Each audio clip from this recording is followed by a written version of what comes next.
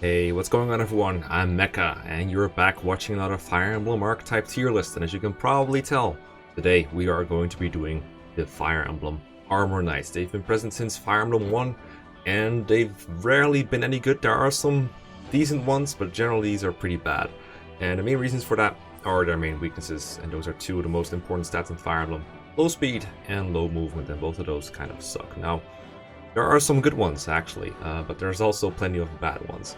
I think people who started with FE7, they probably like Armor Knights the most out of everyone because they got this guy to work with, and he makes a really good ambassador for the Armor Knights. But everyone else just kind of exaggerate their weaknesses and doesn't really improve their strong points enough to make a good case. But I know this class is loved by a lot of players, particularly those who just don't care about how fast they can go, and that's totally fine. There are some units in here that I really like personally. So not just anti-movement bias here. There are some here that are really dear to my heart, and I'm gonna give them all a fair shake. So the only units that I included here are people who start as unpromoted Armor Knights, with the exception of the 3 houses units. That's a little bit of a different story. But if it's just a character that starts as a general like Taronio or Gilbert, I did not include those. I only want to do the unpromoted ones. That's why, for example, Klein wasn't on the Archer tier list, because Klein doesn't start as an Archer. He starts as a Sniper. Now, there's a couple of exceptions here on that rule, but I'll go over that as we cover it. So, the units we're putting on here, or the units we're rating today, are Doga from, well, basically every Arcanea game, so like FE1, FE3, Book 1 and 2, and then Shadow Dragon and New Mystery. Then we got Dolph and McCallan. They are in FE1 and FE3 Book 1 and 2. Actually, they're not in FE3 Book 2. They're also in New Mystery, but unfortunately in New Mystery they are not Armor Knights but Generals, so I'm not going to really... I'm going to talk about them because I might as well, but they're not going to be factored into their ratings. And then we got Roger. He was in FE1, he was not in FE3. They just kind of cut him from Book 1 and then didn't make him reappear in Book 2 either, so he's not there. But of course in New Mystery we do got Doga and Roger once again. I got Lucas from FE2, Gaiden, as well as Shadows of Valentia. Now, technically, Lucas doesn't start as an Armor Knight, he starts off as a soldier, but, you know, he becomes one, and, you know, we'll make the special for that. I did not include Amelia from FE8, because she's not canonically a general, even though a lot of people would like to think so. But I do think Lucas's identity as a Armor Knight / Baron counts more than Amelia's split promotion path. So we got him in here. I got Forsyth in here, also in Gaiden, and also in Shadows of Valencia. I got Valbar, FE4 Arden, FE5 Dashing, FE6 Boars, Wendy, and Barth. Oswin from FE7, not Dashing, Gilliam from FE8, Gatri from FE9, Braum from FE9, Meg from FE10. I did not include people like FE10 Gatri and FE10, there's like Taronio or something, because they technically start as promoted generals. I know I included Rolf in the Archer tier lists, but it feels a little bit weirder to me to include the others, and as you can see I have like more characters already than I want to do usually, and it's going to be a pretty long video already, so I'm going to stick with what I have right now, just to include Meg as the only real unpromoted Armor Knight on this list. I promise at some point I will probably do like promoted generals, because there's so many of those in Fire Emblem. I will definitely get to like FE10 Gatri and FE10 Braum and stuff like that, so those will be coming up at some point. We got Awakening Kellum. Empty spot joke here. Effie, Benny from Fates, the Dew and Edelgard from 3 houses. These are a little weird, I know, because they don't really, like, they're not really Armor Knights. I know I'm breaking my own rule a little bit here. So people really want to have 3 houses characters in this list, but the problem with those is they almost all of them start as like noble or commoner. So what I did was, I took a look at the students and like the lords and everything else in 3 houses, and I said, okay, if they have a canonical appearance in part 2 as like an enemy, as an armored unit, and they have like an armor boon, then I'll give them a shot on this list, and this way I can tier them. I know my criteria sometimes waver a little bit, but you know, it's my list, I can do whatever I want. Make your own if you want to make a better one. But yeah, that's what I'm using for this one. So the Dew canonically appears as a Fortress Knight in part 2. Edelgard canonically appears as her own armored personal class in part 2, so I said, you know what, that's fine. Then finally we got this weird Trek splice on here. That's just another advertisement for The Last Promise, because everyone should play The Last Promise. So with that out of the way, let's get started on the Arcanean cluster something something. I think YouTube might demonetize me if I say bad words this early in the video, so we'll leave that until later. So, as I say always, I haven't finished FE1 or FE3 Book 1, so my tiering for those might not be super accurate. I have played FE3 Book 2, and I have played the remakes of every one of those games, so I have some experience. I know sort of what I could expect of people that are in those games. Also, this tier list doesn't have FE1 sprites, so whenever I tier FE3 units, I just kind of have to, take FE1 and FE3 as a whole into one rating, which is kind of difficult to do, but we're gonna try our best with Doga. So the good thing about Doga in, for example, FE1 is that it's available early. The bad news about FE1 Armor Knights is they don't promote. The general class is in the game, but they cannot use the Knight Proofs that you get to promote Social Knights with. There's just no promotion item for them.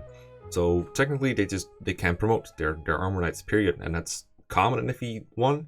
The same problem exists for Hunters, the same problem exists for Fighters, but it's still a problem nonetheless that they can't promote, can't grow beyond, 19 levels, and I mean, the base class isn't that good anyway. The one cool thing about Doga and FE1 is you can use both swords and lances, so that makes them a little faster than everyone here who's forced to use lances, especially since FE1 doesn't have a constitution stat or a build stat or any other way to negate the weight of lances, so that's kind of nice, I guess, but generally it's not very good. Sure, Doga's defense is pretty good. Pretty much all these Armor Knights have good HP and good defense. They can take some hits. But in FE1, it's not really in high demand.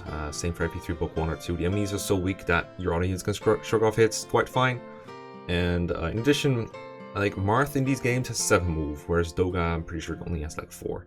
So it's really, really hard for him to keep up even with the main lord of the game. And it's not even mentioning like the cavalry, who have even more move than that.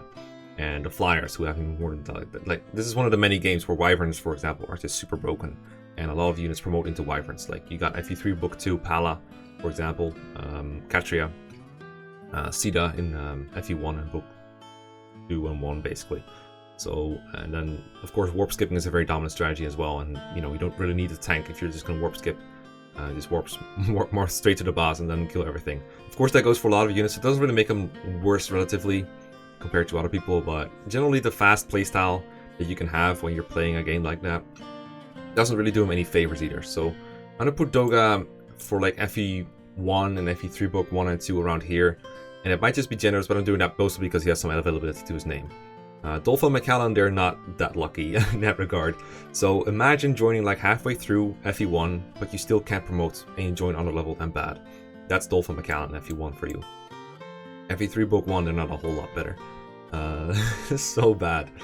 The idea with those games, I think in particular, is that Kaga was like, you know what, if you lose your Draug early on, but you want another general, you get these as replacements, so that way people are more incentivized to play on as they lose units. You're not supposed to reset for your core team every time you lose them. You're supposed to, actually simulate a war where people can die.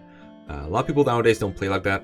They just raise a unit up, and because of growths out-leveling the enemies, generally your units end up a lot stronger than the enemies. So in that regard, these are completely useless with the playstyle that most people have. Even if you reset, even if you don't reset though, these aren't very good. Like, I have never used them in such a fashion, but they're not very good. They're just not very good. Low mobility and not a whole lot to compensate is just a bad. It's just a recipe for bad. It's also a recipe for bold, apparently. Then we got Draug in Shadow Dragon. Now, like Armor Knights, and specifically Draug in Shadow Dragon: A New Mystery is a very interesting story, because you got reclassing in those games, and reclassing makes, it kind of negates the whole negative part of being an Armor Knight, because you can just reclass out of it once you get to the prep screen. And I could not count it and be like, okay, this is just me rating them as Armor Knights, which I could see as an option, but I decided to go with, you know what, they can reclass, it's a way to use these units, we're just going to go with it. So Draug has the option to go for a Hunter or a Pirate or a Fighter if he wants to, and those are all fairly okay options. He joins early enough to where E rank is going to be annoying for him. E ranks in axes or bows that he has whenever he reclasses. And unfortunately, he can't really take that. I think it's like a D rank and axes at base. He can't really take that with him in any of those other classes, which is unfortunate. But it's still better than being stuck with, well, I'm pretty sure in like FE11 it's 5 move for Armor Knights, not 4, but it's still way below average for those games. In fact, he might even have 5 move in the original, but the point is he's less mobile than the others, right? So that's pretty nice. He doesn't really do much for that other units cannot because of those bad weapon ranks. The fun part about reclassing for Draug and also Roger in later on is going to be that their personal bases are very different what you expect from an Armor Knight. He actually has a decent speed base and a fairly low defense base, so when you reclass him to anything but Armor Knight, he is actually fast and frail, which really runs contrary to the way he's characterized. I remember in FE12, I was supporting Draug with Marth, or with my unit actually, with the Avatar. The Avatar was like, wow, Draug, you took like 1,000 enemy hits to your shield, you're so strong, but the guy was like a super frail hunter or something, so it was very out of character. But that actually, to me, that makes Draug a fairly viable unit. Not excellent, he's like around the level of, like, for example, Cord. Units that have fairly low base stats, nothing really significant to their name other than the fact that they join early. But that's still better than the trash that is, for example, Mekkah and Dolph. And still better than FE1 and FE3 Doga, who doesn't really have the option of getting better. Like, just to illustrate that FE3 Doga is bad too, because I kind of forgot about him, FE3 Book 2 Doga. Like, Chapter 1, you can't get past the beginning. There's like a mountain section in the middle. It's like a choke point with a mountain in the middle. He just can't get past it. And that kind of hazard is just thrown around all the time in FE3 Book 2. It's kind of sad. So that sucks for them. Dolph and Mekkah, I'm not going to rate their FE12 incarnations because they're generals in that game. But in FE11, they're just not very good. I think a lot of people use them as Death Fodder to get to the guidance. But if you were to try to seriously use them, their problem is just they're too far behind your main team. And they don't really have anything to compensate. A lot of the time, and I'm trying to avoid saying in general the best I can, a lot of the time the problem with Armor Knights is not just that they're, like, it's not just their offense that is hurt by the speed, but it's also their defense. They can get doubled. And that really sucks in Shadow Dragon Hard 5. They're definitely too slow to double anything in Hard 5, even if they reclass to something else. And if they're Armor Knights just to try to compensate for, like, having lower durability or lower speed, they just get doubled and for a lot of damage instead. It's just not helping. They can get doubled by mages even. So I'm gonna put these boys right down there too. They're better than these guys because at least they can reclass it to something and promote it to something, but that's not much of an improvement. Now Roger, he was an FE1. I don't have an FE1 sprite for him, but I don't think he was really worth anything for FE1, so I think he should be grateful I'm not rating his FE1 performance now. I'm gonna focus on like Shadow Dragon for right now. Because that's this Roger, at least that's as far as I can tell the difference between this sprite and this sprite. Shadow Dragon Roger is like an underleveled Draug. It's not very good, but it's probably better than this Doga, so we'll put him like around here somewhere. Max actually used him in the Let's Play that I co-hosted with him. It's like the second Let's Play that we did together, which is pretty fun. He turned him into a hunter. He has like the same personal basis that Doga has, kind of like a little high above average speed. Below average defense, so not what you'd expect of an Armor Knight, but it works okay for an unleveled unit. He's still like level 5 in Chapter 8 or something, so it's not great. It's like usable-ish. I'm actually closer to putting him like down here instead. Then we got new Mystery Draug, and he's pretty good actually. The same thing with his personal basis as ever. He's better off as a hunter or a pirate or a fighter or something. After promotion, if you have merged class sets, you can even turn him into a Wyvern Rider if you want to. Or I think they're called like Dragon Rider, whatever. The point is, he can be a different class, he can be whatever he wants, and that's pretty nice. Doubling things in FE12 is pretty good. He just makes a pretty good user of like a forced arrowbow early on to hunt down some Dragon Knights. He's one of the few units who can double in the higher difficulties of FE12 early on, because his base speed is just so high. So I think he's the best one so far, actually. I'm going to put him up here, and then we're going to fix my dimensions. Next up, we got FE12 Roger.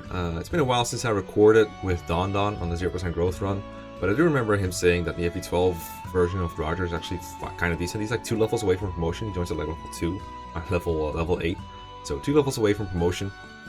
And that means if you like count the merged class sets in FE12, that means he's like 2 levels away from a Draco Knight with a decent lance rank. So that alone is pretty decent. I'm pretty sure he has at least D in lances, might even be C. But the point is, it's decent enough to where he can turn into something. And again, his speed is good, and his durability, I mean, it won't be fantastic, but it will be good enough to survive a hit on most difficulties. And that alone, I think, makes him decent. He's still a bit underleveled, and it's a point in the game where you probably have decided on most of your team, so it's kind of annoying to feed him kills, but you can do it if you want. Unfortunately, he got killed by the wheel like a lot of other people in my FE12 New Mystery Wheel of Death run, so didn't really get to use him a whole lot, but hey, he's a fun meme while it lasted. Still not very good though. Probably better than the Shadow Dragon incarnation because he's less underleveled. I'm gonna put him around here. He's definitely not as good as this Doga. Still worse than this Doga for sure, because they basically have the same options for classes. Just Doga joins at a higher level, so kind of funny how that works. The only way Roger beats Doga is if Doga cannot reclass, basically. Next up, we got Lucas, and Lucas is going to get a very high rating, both for Shadows of Valentia and the original Gaiden. The cool thing about Armor Knights in that game is pretty much everyone else has super bad movement too. Especially at first when your like competition is like Alm and a bunch of villagers, and like Alm has like 5 move and all the villagers have 4, and so Lucas's 4 move as a soldier doesn't really bother him very much. And even if you have like, even once they promote like for the first time, they're still not going to be very mobile. It takes a while to actually get good movement and make use of it. And there isn't really that much good movement on Alm's team anyway.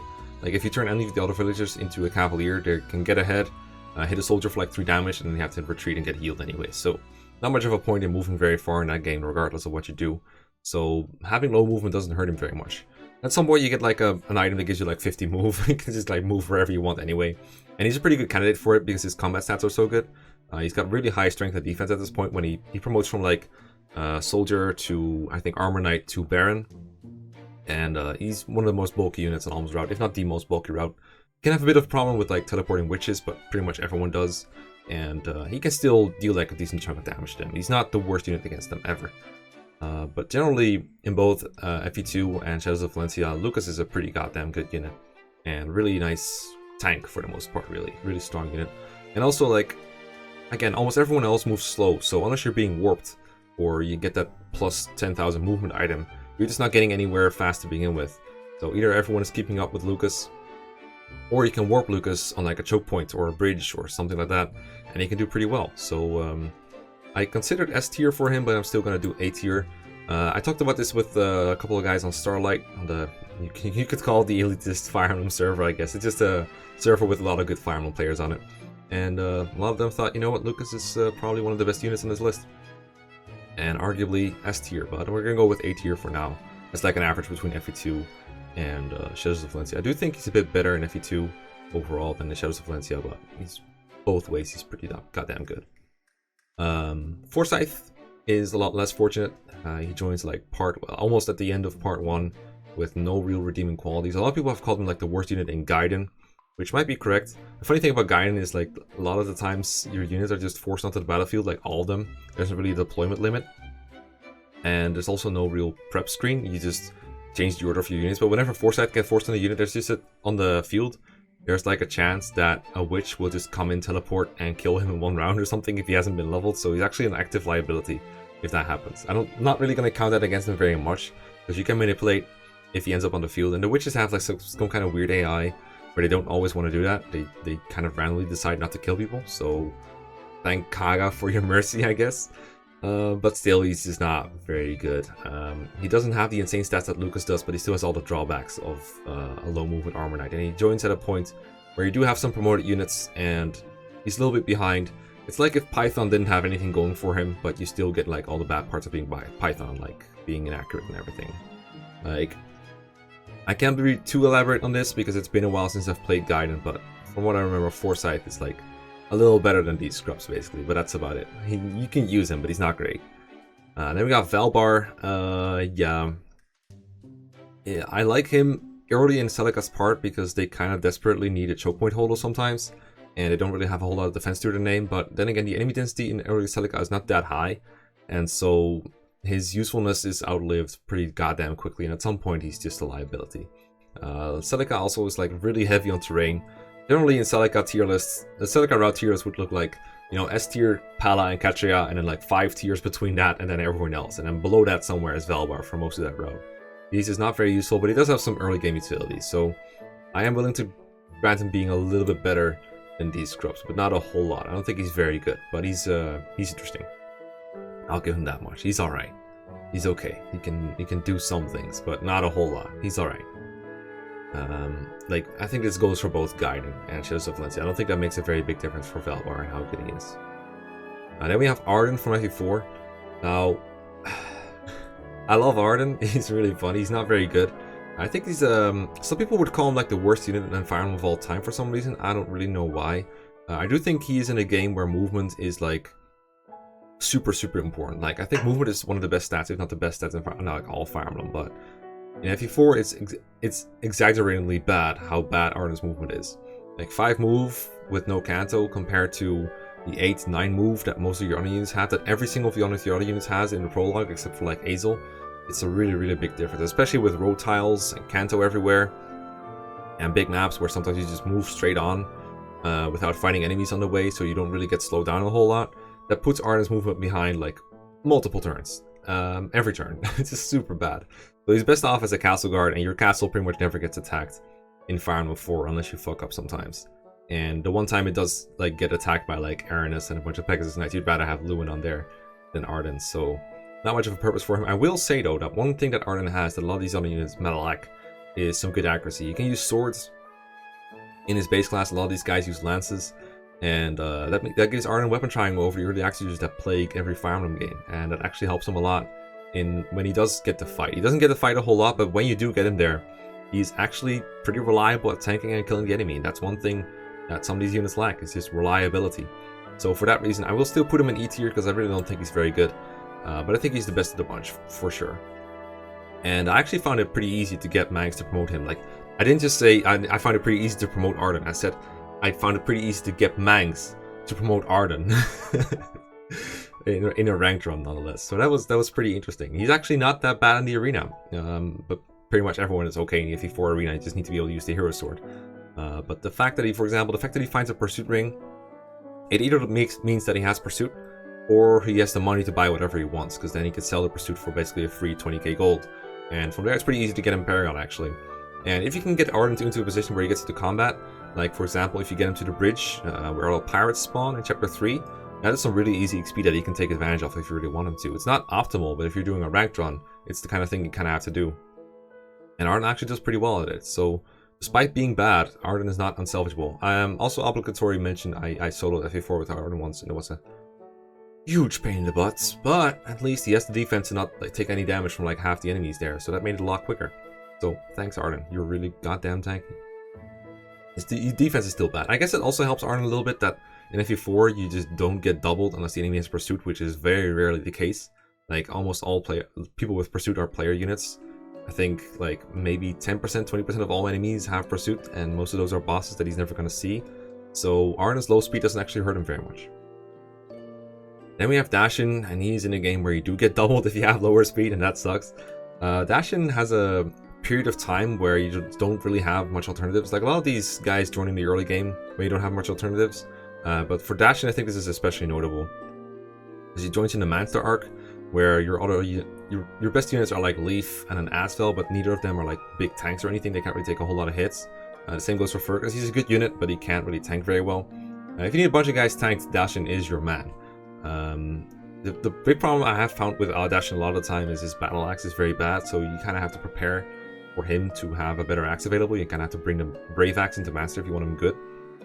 I used to be very much against doing that because I thought the Brave Axe was better on Dagdar, and I also thought, you know, the more items you bring into Master, the more harder you make it for yourself. Now I have found strategies for Chapter 4 in Master, where if you don't bring that many items, or like even if you bring like as many items as you want, it's still easy to complete. You just block the reinforcements with everyone and then wait for like 60 turns. Not a strategy I would call efficient, or you know, LTC level play or anything, or like it's not a fast strategy by any means, but it's a very reliable one. If you do that kind of thing, or you're okay with like opening an extra chest or two, then bringing the Brave Axe is pretty fine. That can make Dashin's offense a lot better. It will give him better accuracy, lets him attack twice. And Dagdar doesn't really need the Brave Axe very much in his joining chapter, actually. It does make things a bit more reliable, but I think it can do almost the same thing with the Iron Axe. And as long as he doesn't get insanely unlucky on the turn he fights a bunch of enemies, then the Iron Axe will do just fine for him. I like having the Brave Axe on him still. I generally don't do this because I don't really need Dashin to be good, but you can have Dashin do some pretty good things in Master if you want him to. So with that in mind, I think Dashin is okay for Master. Enemies in FE5 actually don't attack you if they don't do any damage, but generally when he just joins, that's not really going to be a problem. A lot of things will attack him. He can be okay in like that start of chapter 4X with a bunch of Armor Knights that come up to you. And they threaten to kill you if you go in like the range of all of them at once. I generally don't use Dashin that very much. I just kill everything with Fergus with Rapier on turn 1. A big problem with Dashin I find is that he has a lot of build or constitution, and that actually affects you when you're being rescued in that game. A mounted unit is treated as having 20 constitution, and if the unit they're carrying weighs more than half of the carrying unit's weight, so for example if a unit weighs more than 10, when a mounted unit of 20 more of 20 build is trying to carry him around, then their movement gets cut in half, and that doesn't happen if they're carrying a lighter unit. And Dashing is so heavy, he's always going to slow someone down if they're carrying him, and that kind of really sucks. So I often leave him behind in Manster after all the work he does for me, because it's just too much of a slog to bring him along with this 5-move butt. Like indoors, you don't really notice it very much because everyone indoors is dismounted, so they have about the same movement as he does. Like only Leaf and Asvel and like the thieves are faster than he is when it comes to movement. But when you go outdoors and like people like Brighton and Karen and Nana, they get on their mounts and they just outrush him. It just outpace him. He gets left behind very easily, and it's not a whole lot of use for him if he just can't get to the battlefield in time. So I think Dashin has a period of being decent. So I think it's about the same as Valbar. I think he's better than Valbar overall. A lot of people bring up the fact that there's a lot of hammers in FE5 that make him bad. I don't think that really hurts him very much. There's only a couple chapters where the enemies really have a lot of hammers. I don't know why they did it though. Hammers are very destructive on Dashin because they have triple might in that game. And that can be really... Yeah, they have triple might, so that's really annoying for him. But I think in general the structure of FE5 is just not very friendly for him. The outdoor maps have a lot of terrain, and as I said, he's difficult to carry around. There's not a whole lot of maps where you need to like choke point and hold on. And the chapter where that is the case, which is chapter 14 for example, or chapter 20, there's still a lot of things that can go wrong for him, like magic and hammers and that kind of stuff. Mostly overall, I just don't find, like, FE5 is just not very combat heavy, and the combat that is there is just not very friendly to Dashin, but he's not unusable. And you could use the steady scroll to fix up his speed, but that goes for just about everyone, and he really needs it a lot. He needs a lot of steady scrolling to get his speed up. So Jazz is gonna hate me for this, but D tier it is. Then we got the unholy Armor Knight triangle of FE6. They have a triangle attack. It's something, alright. It's not great. So Bors is the one that joins early on. He's like supposed to be a mirror to Doga, I think. FE6 beginning cast is very much modeled after the FE1 beginning cast, and Doga is basically the predecessor to Bors. Bors is not very good at fighting axe fighters, I can tell you that much. He is like borderline getting doubled as early as chapter 1 in hard mode. Normal mode he does alright. I actually used Bors on my very first FE6 playthrough on normal mode, and I wasn't too disappointed. I actually wrote that generals are one of the best classes in a really old guide that I did. So again, no bias here. But on hard mode he's objectively pretty terrible at what he does. He can hit a soldier for like some chip damage. He can fight a cavalier for a little bit, but generally there's just no good way that Bors stays relevant for beyond like chapter 4. It's just not really a unit you want to use. A big thing that really hurts these three in particular, in my opinion, is FE6's low weapon hit on lances and axes, and they really can't deal with that very well. Their hit rates are atrocious on everything, even as early as like chapter 1 and 2. It's just so bad how annoying and how often they miss. And they're not very tanky either, because FE6 is one of those games where people do get doubled if they're a little bit too slow. Like in FE7 and FE8, it's not that big of a deal. These two don't really get doubled very much. It doesn't really happen that much to like these guys either, these two. Like Doga doesn't really notice it very much, and as I said, it doesn't really happen in FE4. But for these guys, that's really a big issue. That's a really big issue. I do think there's some purpose to Bors in the early game when it comes to like visiting villages or like participating in a rescue chain of sorts. But I don't think I can put him reasonably beyond here. In fact, I think he's so bad, I think he's worse than Arden, honestly. I really don't think he's very good at all. Like, these guys have more combat utility than Bors, for sure. Wendy, I used her in my Iron Man. It was really fun. It was really fucking fun. She's still not good, though. She's still objectively really fucking terrible. The hit rates I had to deal with were atrocious. Like, we were talking like a unit. I would go up to an archer and try to soften him up for Wendy, and she'd do like 7 damage to his 27 HP or something, so it'd take like 4 hits to kill. But then she would also miss like half the time, not even exaggerating. Like she would regularly see 50 to 60 hit rates. And then right after that, after her joining chapter, you get like a lot of axe using enemies, like 8 and then all the Western Isle chapters have a lot of axe using enemies. And I guess though she sees like 40 hit rates, 45 hit rates maybe. It's so terrible. And then her other starting stats are just so bad. Like she has low speed, low strength, low skill. Like her defense is okay, but then her HP is also very low, so she'd still get like 1 rounded and doubled by a lot of shit. Mages is wrecker. She's awful at everything, but I still used her. She lived and she killed like everything. Sure, she also probably got a couple of my units killed because I was just memeing around, and like I kind of compromised on her safety a couple times. I had Shanna carry Wendy in the 14x in the water chapter, the water temple. And Shanna got doubled and died because I forgot to equip a different weapon. I should have held an iron sword instead of a javelin while holding her and fighting a pirate. So that was totally Wendy's fault.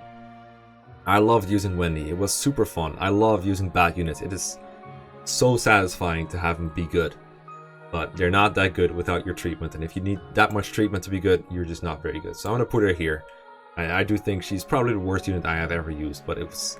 Once she turned into something, like, I would actually have a pretty decent unit on my hands. I gave her some stat boosters though, so I don't know if she always turns out like that. I know she was blessed. It was RNG blessed. People calculated she was like definitely strength blessed and definitely speed blessed.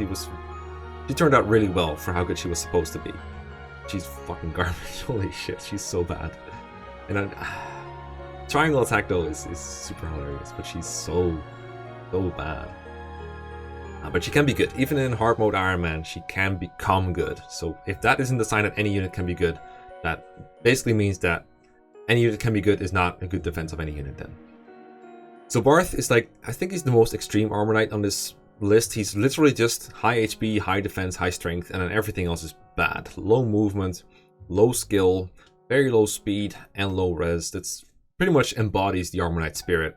And when you take it that far, you get a unit that can only take hits, like physical hits, and then preferably not axe users, because those will like double and do like significant damage to him. So when you can only take hits, and only take hits from like mercenaries and archers, and then you don't really do much back because you've missed like half the time, like its accuracy is about as bad as Wendy's, and nothing of the like funny meme parts. Barth's is just bad. Barth is just awful. I'm gonna put him like, he's probably better than these scrubs because at least he joins a little earlier relatively, and he does have a good stat to his name, but he's so unreliable and so bad. And oh my god, long range magic like one-rounds him sometimes, I think. I don't think I've ever really tried to use Barth, or I've tried to use Barth for sure. I haven't tried to use Barth, but he's just freaking garbage. He looks like a Lego block too. It doesn't help either, but he's just so fucking awful. I will say, if you're going to use the Knight's triangle attack, that's actually a okay way to give him some accuracy if you're like willing to field 3 armor knights, which you're probably not. But in his joint chapter it can be fun to do it sometimes. Like just surround an archer and try it out once, because you get to use his high strength without having to deal with low accuracy, which is just a blessing. But yeah, fuck this guy. He's so bad. You know who's not bad though is this guy. He's so fucking good. Oswin is. Oswin is, I think, a casual player's savior. He is so tanky and so strong, but he also has like high enough speed and res to where he can reasonably take on multiple enemies. Like if you take someone like Barth, or I keep calling him Barth. If you take someone like Barth and you put him like in the range of like a mix of enemies, like a sword fighter and an archer and a fighter and a mage, he'll probably die because the fighter and the mage do like decent enough damage to where he probably gets killed and he probably gets doubled by the mage. Like, very overgeneralizing, but you know what I mean, right? Oswin will probably survive because his stats are decent enough to survive. He wouldn't get doubled. His res is like, it's one of his lower stats, but it's still reasonably high. His base level is also really high. He has a 9 base level compared to most people, so if you wanted to, you could train him for 1 level and promote him, but most people would just use him for a while and then promote him like a normal unit. But the fact that he starts off higher than most units with equivalent stats of a level 9 unit means that he needs less HP to function. There is absolutely no reason to feed him kills. You can take them if you wanted to. You'll probably gain a couple naturally when you're playing blindly because it's just so safe. Like, imagine being a newer Fire Emblem player and you don't really know how everything works. Like, you're like, okay, I don't really know the weapon triangle that well yet. I don't know what kind of damage I can expect from these enemies. So you're just kind of playing trial and error.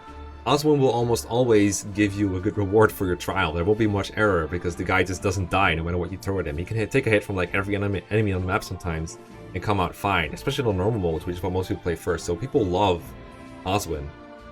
The big problem with Oswin, of course, when you're starting to realize how FE7 works, and you're starting to realize, hey, I can just, stomp entire characters with my paladins, or stomp entire chapters with my paladins, or my flyers, and not really care much about, low movement, high tanky units like Oswin. Once you can realize just how FE7 can be trivialized, then he's not very good anymore, because his mobility is the lowest on the cast. He's very heavy, so kind of tricky to carry around sometimes. And he's also not the fastest boy on the street, so if you need enemies out of your way, he's not the fastest way to do so. But in normal modes, you usually still want to KO enemies with him sometimes, because he's just that strong. Like, I remember wanting to KO like Pegasus Knights with him, even Mercenaries and Myrmidon sometimes. But on Hector Hard mode, he's usually a little short, and he loses his big amount of utility around chapter 20 or so. So beyond that, Oswin tends to be not very useful, but still a pretty tanky unit if you want him to be. But you can imagine, for example, Battle Before Dawn, or Cog of Destiny and Hector Hard mode, for example, not very useful in those.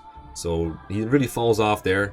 But I do think overall, considering how most people play and taking like all different modes in FE7 into account, I think it's fair to give Oswin a really high spot, because I think he saves the ass of many, many players. Also, I'm a little biased towards him because it was pretty useful for me in my FE7 negative growth run, where, you know, Oswin is a unit with high bases, and those were very precious to me.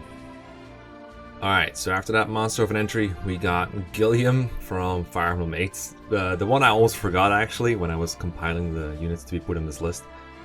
Gilliam is decent, I would say. One thing that really helps him compared to many of the other units on this list is that he can turn into a Great Knight instead of a General.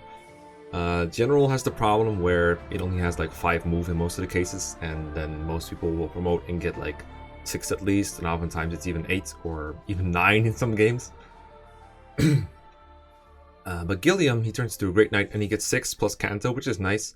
He still suffers strain penalties compared to a lot of other units that kind of make you go, eh, like when you try to move him through a bunch of forests, he will really be looking slow compared to a lot of people, but, you know, it's still decent-ish. So stat-wise, Gilliam isn't too bad. He's obviously mostly focused on HP, strength, and defense like most of these others. His speed is not hurting them that much early game. Not a whole lot of other people are doubling in the early game. That tends to be a blessing for most of these Armor Knights that join early on, is that, like, there's not a whole lot of other people who double anyway. But at the same time, when people do start doubling, Gilliam is obviously going to start falling behind, and, you know, it really starts being noticeable. It is nice that he can use Javelins, which is very important in GBA, Fire Emblem in general, like mostly FE7 and FE8. FE6 not a big of a deal, but he can use them decently, and after promotion he can also use hand axes. So his 1-2 range is at least pretty decent, but his speed being so low can be a big issue against slower enemies. Like, he'll double like joke enemies like Renovants and Armor Knights and stuff like that, but something in the mid tier, like, I don't know, a Cavalier or something, he's not going to double those, and that sucks. Unless you have like a Steel Lance, and even then, sometimes he can be a struggle. So I've noticed Gilliam, I've used him for like a draft a couple times, I think. That low speed really hurts in especially the late game, when you really need the offense, and like he like trades evenly with some enemies, which is something you don't want, considering the enemies outnumber you like 3-1 sometimes, or even more. So overall, I can't give him too high of a rating, but I think his early game utility is decent enough to where I put him around here somewhere. His long term isn't that great, but it's like doable. So I'm kind of undecided between Shadow Dragon Draug and FE8 Gilliam. I would say Gilliam's long-term prospects are probably a little better, but not by a whole lot. So I could go either way in this one. I think Gilliam is okay, but not especially excellent. I will note that Generals in FE8 do get Great Shield, which is an ability people often praise for Amelia. I'll just note real quick why it isn't a big deal. Both Generals and Great Knights, they get all 3 weapon types, so that's not an issue. But Great Shield is not as big of a deal as one move in Kanto, in my opinion, because, well, Gilliam, most of the time, he'll be fighting physical enemies, don't really do a whole lot of damage to him, so the Great Shield isn't even going to help him much, even if it activates, and most of the time, it's not even going to activate, because it's based on level percent. So against unpromoted enemies, which will be like a higher level, it might be like 50% at the highest or something, like 18%. I'm pretty sure enemies start promoting before they reach that level, that threshold. And then when they're promoted, it'll be like, I don't know, like 1%, 2% for a while, maybe 5%. It's not that great. You can't really rely on it. And then when he's fighting like a magic enemy like a Sage that it really doesn't want to take hits from, it's just a luck-based chance to take less damage. You don't want to rely on luck. And generally, like something like Soul and Great Shield, it can work over like a long enemy phase where you have a chance to die but not a very high one, and then the Great Shield could just make it more reliable. But I don't think there's a whole lot of situations like that for Gilliam and FE8, so I don't think that really helps him very much. Either he tends to be completely fine, or he gets wrecked. There's generally no in-between. Gatry from FE9 is... I mean, his durability is good. I guess it's nice in the early game. I really like early game Gatry, because the movement doesn't really hurt him very much there, because like a lot of other units don't really have a lot of movement either. And you could handle everything with Titania sometimes when he's around, but generally you want to do stuff with Ike and like Shinon and Soren when they're around too. So you don't want to move out with your mounted units and kill everything with them generally. You want to be a bit more sophisticated about it. And Gatry is useful in those purposes. Then he leaves. Like there's like one more chapter where he's good. The chapter where he's like he like rejoins you for a little bit with Shinon. The chapter where I think Grail's off fighting Patrina and stuff. That like really big castle map, like the last early game map basically. That one's like there he's pretty good. because he's just protecting Shinon and being chill about stuff. By the way, his weapons and Shinon's weapons go to Convoy when you're done with that chapter. So you don't have to trade their weapons away to like or anything. But then he doesn't come back for a while, and when he comes back, you should have a bunch of units that have decent enough durability to where they can fight on the front lines and survive, and then also like twice as much mobility. So they are much better than he is. So once he comes back, he's just kind of superfluous. Durability doesn't really help you very much, and you don't really need that much durability. And the trade-off in like the lack of mobility and the lack of offense as well, because Gatry is one of those people that doesn't really double very reliably in FE9, which is sad because FE9 enemies are super weak. So Path of Radiance, Gatry is not good by any means. Like people like Oscar and Kieran and Titania with supports are so durable, they don't really have to be protected by a general to survive, and they're better off using like a soul if you need more durability on them than trying to use like a unit with even more overkill HP and defense. There's no points. I know the Night Ward exists in FE9 that can speed him up if you want him to. I like to joke around that in FE10 he injected the Night Ward into his blood, that's why his speed growth in the Radiant Dawn is so high. But his base speed is so bad that it will take many Night Ward levels to get him to where he needs to be to double. And even when you do, he's still less mobile than your other units, so you don't really get a whole lot out of it. And generally you're better off putting Night Ward on a unit that frontlines a lot, because the Night Ward also gives you more durability. I'm pretty sure it gives defense. I don't remember exactly if it gives resistance as well. I'm pretty sure it does. It's like +2 defense, +2 resistance, and +30% speed growth. And he's also like someone who's not likely to see combat compared to units that have more mobility, so you generally will get more levels with the Night Ward if you put it on a unit that isn't Gatry. So he's not a very optimal user of it. For that reason, I like the early game utility, so I'm going to put him around here somewhere. I think he's better than Draug, probably. Maybe even, yeah, he's probably better than Gilliam, in fact, but not very useful. And Braum, it's like you have Gatry, but without all the things that made Gatry like get around here somewhere, because Braum joins after the early game is long over. He rejoins you before Gatry rejoins, so he has some time around before he does. I think he joins in like the Prison Escape chapter, and then he can't really do a lot in that, he just escapes and that's it. And then after that chapter is over, you have like one more port chapter, and then you're on the boat where Gatry rejoins. I think that's the way it works. I might be wrong, but either way, he doesn't have a whole lot of time before Gatry rejoins, and that little bit of extra availability doesn't really do a whole lot for him. So I think overall Braum is significantly worse. Might be one of the worst units in Path of Radiance, for the same reasons that Gatry is bad. The mount units in that game are just too good to really leave a lot of room for an Armor Knight to find a niche. Like, you can tell, like for example, in your early game in FE7, that army is kind of pining for a high durability unit sometimes, because there's so many enemies compared to how many playable units you have. And having Oswin around is really helpful.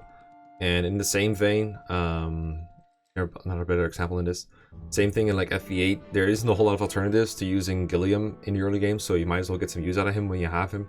Braum has no such period where people are pining for a high durability unit on a squad. He joins you when you already have a lot of different alternatives and don't really need protecting a whole lot. So I would put Braum, I'd say, I think this is Shadow Dragon Roger, right? So probably a little around here somewhere, probably. He's not very good. He can be made good again. You can make any unit good. You can make Wendy good. The question is, how much does it take to make him good, and how much do you get out of it? And Braum is not going to give you a whole lot of return on your investment. Speaking of returning your investment, can I talk to you about my Lord and Savior Meg? This unit is so bad that when interviewed, the Radiant Dawn developers basically said, when they were asked, like, are there any you all like? And they were like, yeah, we like Meg. Laughs, because they knew they made a joke unit. She's the daughter of Braum, and she is mind-numbingly awful. She joins the Dawn Brigade in 1-4, in like a battle preps convo. Like, what's it called? A base convo. That's right. Optional recruit. I would still do it. I would still recruit her, but I don't think I wouldn't use her for combat. The only thing I use her for is shoving Soth closer to enemies, and that's really all she does for me. Her stats are laughably bad. She's locked to swords early on, so she can only use weak weapons, which means she's not going to do a whole lot of damage. Like, she's supposed to look tanky, but she still gets like 2-rounded by most enemies, at least on hard mode.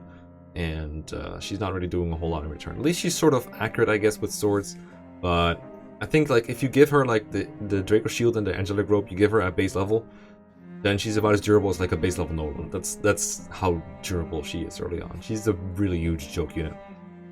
I'm gonna put her like around here somewhere, I guess. Like, is this good? I don't know. Let me think how bad she is. Man, this is becoming really bottom heavy, huh? Yeah, around here seems around fine. Like, again, you can make her good.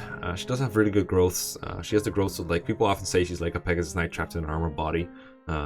My question will be, why isn't her base speed higher then? Like, she's fast by growth standards, but growth and Radiant Dawn are generally just really high. And, you know, if she was fast, you'd know it, trust me. She's not fast until you've given like a ton of levels to her to make up for a horrible base speed. She is so slow. She is so fucking slow. She doesn't have the Fortune skill at base, but skills in Radiant Dawn don't really mean a whole lot in your base kit. All it means is you get to use that skill at 0 capacity if you never take it off of them. But if you take it off of them even once, they lose the ability to use that skill for free. And generally, I think the Fortune that Meg comes with, it protects her from crits, but it's better off being sold so that you can buy better equipment and maybe even better units than Meg, because he's not very good. If you want to use her though, you better forge like an iron sword for her and make her as strong as you possibly can. She should be about as fun to use as like Wendy, but she's not very good. Trust. I would honestly even consider going like putting her further to the right, but I like the ability to like shove things. And you know, for example, in 3.13, the chapter where Mekkah fights against Ike, spoilers, you have a bunch of ledges you need to defend. And to defend the ledge against enemies with one range, you don't really need any kind of stats. You just need to stand there and stand still. So I actually like to use Meg to block one of those ledges, prevent Lagoos from getting up. So she has some utility, I guess. She has that going for her, sort of. Gilliam, I don't really know a whole lot about. I mean, I saw Mags use him on his Awakening Iron Man run, and I saw him die, but that goes for like 90% of the all units, so that doesn't really mean a whole lot.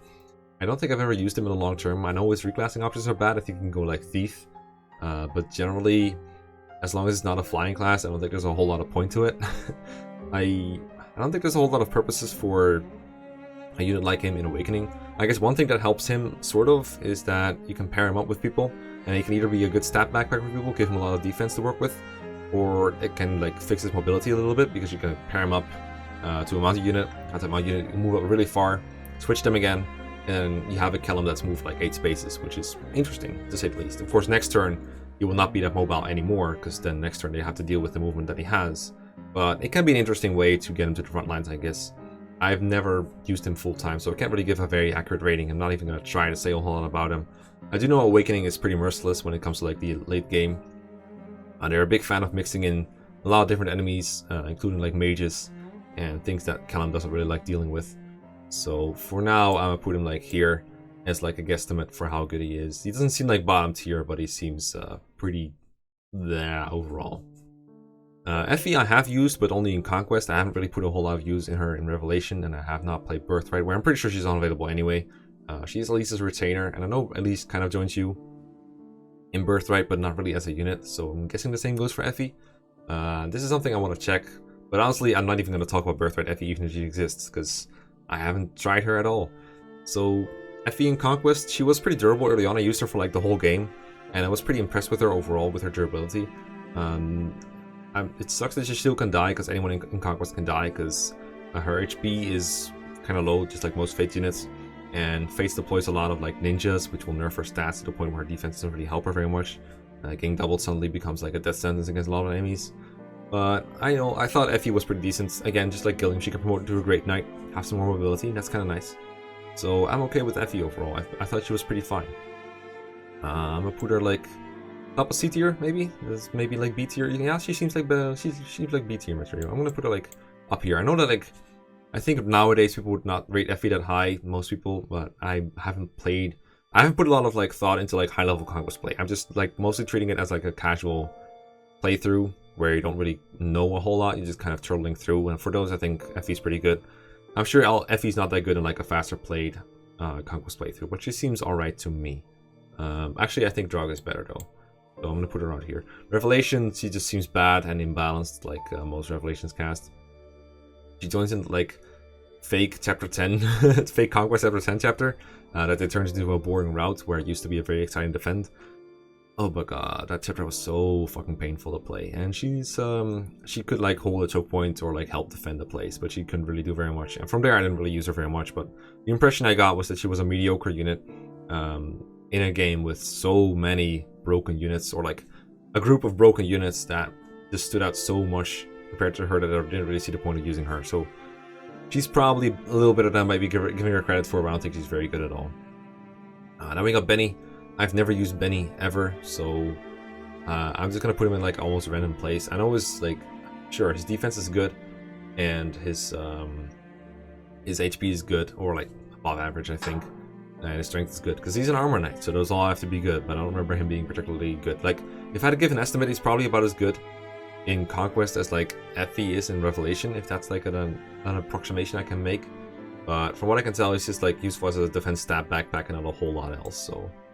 how about I just put him like around here somewhere and call it a day. I don't believe he's very good at all at anything, so yeah, I'll put him in the unknown corner along with Kellum. I have no idea where to put him, like, I'll be honest, I don't really know for sure. So instead of talking like I know what I'm talking about with Fates, I'm just gonna put him there and call it a day. Then we have the Do. I'm a little biased towards the Do right now because I keep watching that video that shit, I forgot his name, put out. When I say the Do video, you know who I'm talking about. I need to look this up and edit it in, but it's a super good video and it's super funny. You should check it out. I thought the Do, I played Blue Lions Maddening recently, and I thought I would really like the Do there because he seems to have all the characteristics that would make him good in the early game of Maddening. Really high defense to the point where you can take a hit. Not a whole lot of people can do that in the early game. That personal skill that gives him extra defense when he waits seems pretty useful. And, you know, just the proficiency in axes and being able to turn into a War Master seems pretty good. But I think Do is actually one of the worst units in 3 houses. Still usable and like decent in part 1, but not a whole lot of units have that big of an availability gap where they just vanish for part of part 2, and yeah, that really sucks. And also 3 houses, especially part 1, is so player phase based. You end up baiting a bunch of enemies at once, like 3 or 4 at once, and then just pelting them with ranged attacks and killing them with one final blow, one final combat art. And the Do's style of like having to wait to get his defense bonus is pretty significant. And I actually didn't find him very useful. I actually found a lot more use in like having Dimitri bait enemies and like Byleth do it, because they do more damage, they provide more offense, and oftentimes I had to do it while attacking something. Well, if you do attack something, he doesn't get his defense bonus, and that kind of made him worse. So I never like to do a whole lot as a combat unit. I used him as like a guard adjutant for most of it actually, because I knew he was going to vanish, so there was no point in using him as like a main guy. I wanted to use units that I could use all game long, and that kind of sucks for him. I do think it's like okay overall. You could still make him into a decent War Master in War Master class, or just getting it and mastering it and reclassing it to something else makes the unit really good. Quick Repose is just a ridiculous skill if gotten, and he's one of the people who has the easiest access to it. So I would still rate him like around here somewhere, I think. One of the worst units in 3 houses, but everyone in 3 houses is almost equally good, I think. It's a very hard game to make tier lists and comparisons for, because everyone works so similarly. So I think the Do is alright over here. I got an Edelgard here. Like I said at the beginning, 3 houses units are kind of a weird thing. What I just did is I just said, okay, I don't actually know if I said this in the beginning because it is multiple takes, so let me just reiterate real quick. The way it works for 3 houses is if a unit has a canonical appearance in part 2 as an armored unit and they have an armor boon, or actually I don't even care if they have an armor boon. The point is, if they appear as generals or fortress knights in part 2, but they're unpromoted now, then I'm going to put them in this list. And that way I'm going to include the knights here. So no Gilbert, because he starts as a Fortress Knight. So I want only unpromoted ones. And Edelgard is unpromoted, and she becomes, eventually, she becomes an armored unit. So with that in mind, Edelgard is easy S-ranked here. And you know why that is. It's because she's not an armor knight. And also because of Amir and Raging Storm. So Edelgard is like most units in 3 houses. She just starts as a noble. And she's one of the best units you have early on in Black Eagles, because she has the durability to take hits, it's the strength to dish them out. It is nice to give her swords early on, I find, to stop her from getting doubled a lot. And I actually made her Lord for a while in my Crimson Flower Maddening playthrough, because I liked the charm bonus that she gave to other people, and I liked to focus on swords for a little bit. And after time skip, I just went Wyvern, Edelgard, and just had her kill stuff. I didn't even use Amir that much, because I was kind of hoarding it for a while. And then when I needed it, I could bust it out. Kill anything I want, kill bosses. Almost every objective in Crimson Flower Part 2 is kill boss. In fact, I think it's every single one of them is like kill boss or kill bosses. So Amir and Raging Storm is perfect for that. In case you don't know, it's basically a combat art that says you can move again after this attack. You can just, you know, move your full move again and attack again if you want to. It's like, it's even more broken than Guild Force. It's stupid. And she gets 5 free uses, and then you can repair it with a material you only get in chapter 17, so you kind of get materials to repair it for basically the last 2 chapters. You get it by breaking a bunch of robots, so if you wanted to use her to kill the final boss or the one before that, you can do that.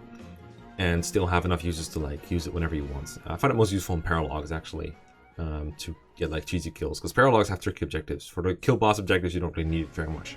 But if you're trying to play Crimson Flower fast, which I've also done some speedruns, then Edelgard is an instrumental unit. But this wouldn't really be possible without the ability to reclass her into a Wyvern. You can also make the dual Wyvern, by the way, obviously. It takes a while because he has a flying Bane. Edelgard does not.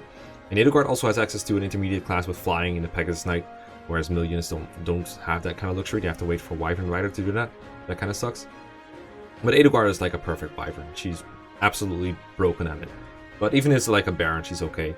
I'm not giving her credit for her battalion, the one that like sets like 8 tiles on fire, like 10 tiles on fire. That one is good, but it can go to like anyone with sea authority, so I don't really count that in her favor, but it is really good.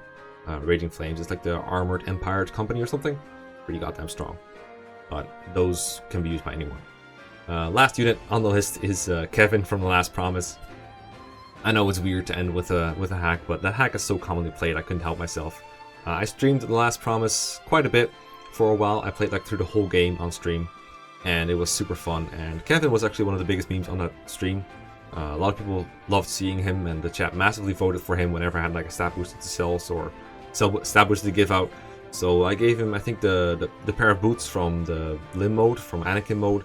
Then I gave him another pair of boots from the main game, and then I gave him the Ether Sphere to get like a 40 move Kevin or something. And it also gave him a bunch of other good stats. So he was really goddamn invincible and strong. He ended up capping out long before the game was over. So what a fucking lord he was. He was good. That was not very representative though. Overall, Kevin is fairly mediocre because, you know, low movement. And The Last Promise, just like a lot of other Fire Emblem games, there's a lot of dominant mounted units that can beat the game much faster than he can.